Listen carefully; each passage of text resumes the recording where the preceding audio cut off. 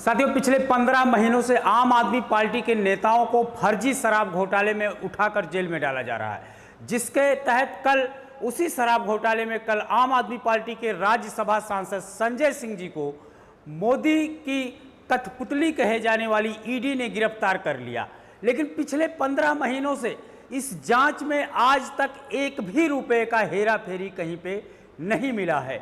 लेकिन 2014 में जो एक सरकार बनी थी, नरेंद्र मोदी जी प्रधानमंत्री बने थे और एक कस्में खाई थी, ना खाऊंगा ना खाने दूंगा का नारा लगाने वाली सरकार और नारा लगवाने वाले प्रधानमंत्री जी जो कर रहे हैं, ऐसी स्थिति आज के देश में पैदा हो गई है कि अगर आप बीजेपी ज्वाइन कर लेते हैं तो आपके सारे पाप धुल जाएंगे। अगर आप बीजेपी नहीं ज्वाइन करते हैं तो आपकी जगह सलाखों के पीछे होगा।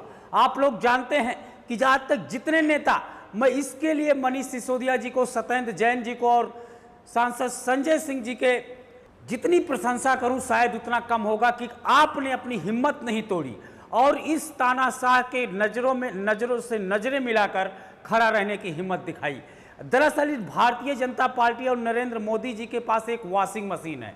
उस वॉशिंग मशीन में डालते ही सारे भ्रष्टाचारी सदाचारी बन के बाहर निकलते हैं। येदियुरप्पा को जब इतना बड़ा, पहले जब ये दूसरी पार्टी में रहते हैं तो ये बहुत बड़े भ्रष्टाचारी होते हैं, जैसे बीजेपी में आते हैं तैसे सदाचारी हो जाते हैं। अजीत पवार दुनिया के सबसे बड़े भ्रष्टाचारी, भारतीय जनता पार्टी में शामिल होते ही सदाचारी हो जाते हैं। मुकुल राय दुनिया के सबसे बड़े भ्रष्टाचारी, बीजेपी में शामिल होते ही सदाचारी हो जाते हैं। ऐसे सैकड़ों नाम हैं जो भारतीय जनता पार्टी ज्वाइन करने के बाद सदाचारी हो जाते हैं। तो जो सरकार ना खाऊंगा ना खाने दूंगा का वादा करके आई है, दरअसल वो भ्रष्टाचार की जननी है। और इस देश में सबसे बड़ी भ्रष्टाचार की अगर कोई पार्टी है तो उस पार्टी का नाम है भारतीय जनता पार्टी।